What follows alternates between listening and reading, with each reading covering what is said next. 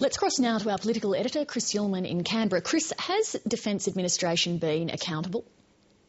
Well, Lee, I'm sure that there are many people inside the Department of Defence who would say that they are accountable, but I think there's a broader question. What does accountability mean in the Department of Defence? And to discuss that, I'm joined by the Defence Minister, Stephen Smith. Welcome to 7:30. Pleasure, Chris.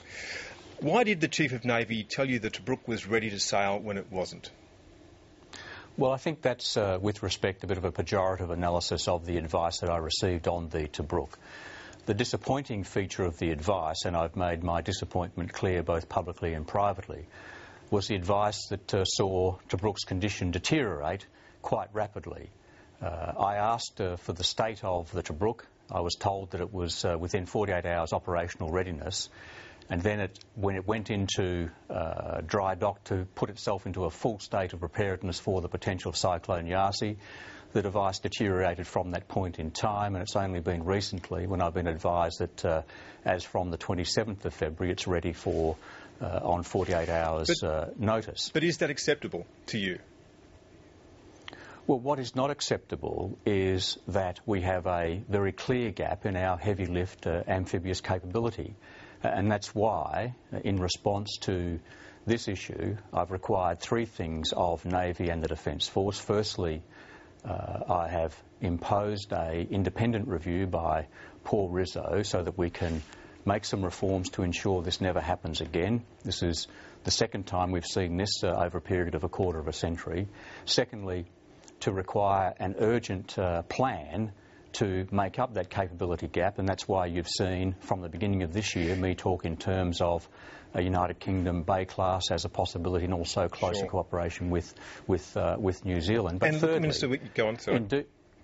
I'd say thirdly, in doing this, I want to make sure that I don't leave effectively the same legacy for my successors as has been left with respect to the Canimbla, the Manoora and the Tobruk. Minister, all of that is understood. All of that is understood, yeah. It's an historic issue, but the question is it acceptable that you should be told a ship is ready when it isn't?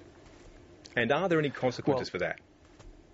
Well, in the end, as the Minister for Defence, I'm the one who is accountable to the public, and that's why I've taken the action that I have referred to. So far as Defence itself is concerned, there's no doubt that senior officials, whether it's the Chief of the Defence Force himself, the Chief of Navy, the Secretary or the Chief Executive Officer of the Defence Materiel Office, all also have to accept responsibility. And what does that mean? What does that mean? What are the consequences of those actions?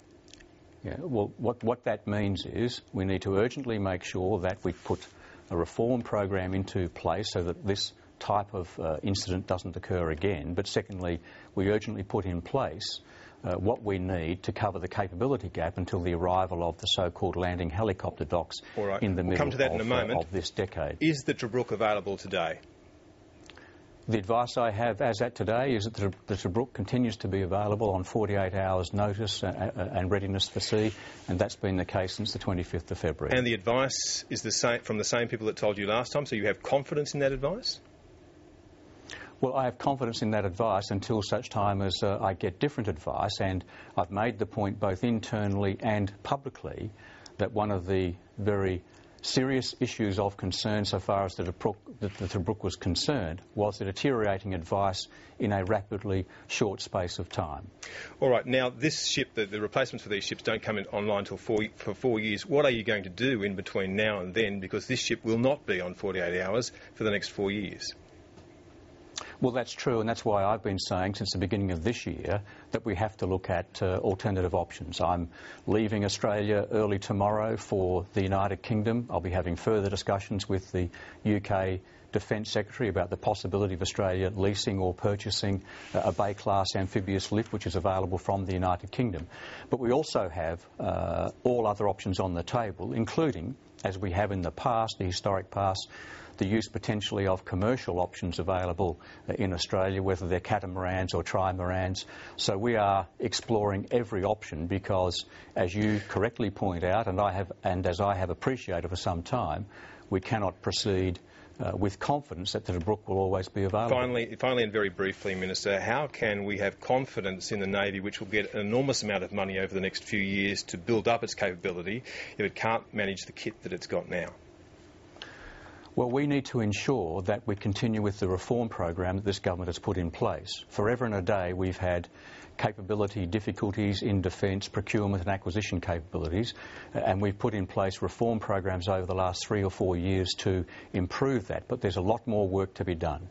The single most important thing we can do and bring to defence is to substantially improve the personal and institutional accountability that goes with the making of decisions, and together with the Defence Materiel Minister Jason Clare, I'll be bringing forward such a program over the next few months. Stephen Smith, we'll have to leave it there. Thank you. Thanks, Chris. Thanks very much.